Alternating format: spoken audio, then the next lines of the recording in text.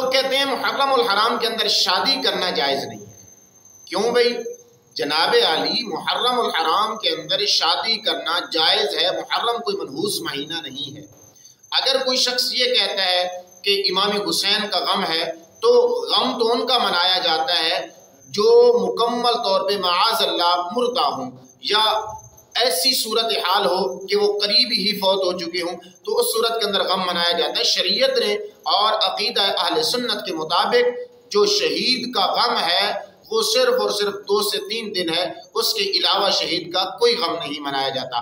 ہاں باقی یہ ہے جو کہتے ہیں کہ شادی نہیں کرنی چاہیے کیونکہ انہوں نے شادی کے ماحول کو ایسا کرنا ہوتا ہے جو کہ شریعت کے برخلاف ہے. انہوں نے کنجر خانہ کرنا ہوتا ہے، ڈھول باجے بجانے ہوتے ہیں. تو ان تمام معاملات کے اندر تو ویسے بھی جائز نہیں ہے، چاہے محرم ہو، رمضان ہو، ربیع الاول ہو، کوئی بھی مہینہ ہو، تو اس طریقے کی شادی تو ویسے ہی ناجائز ہے.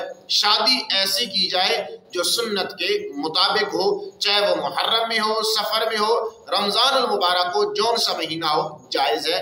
اس میں کوئی حرج والی بات نہیں.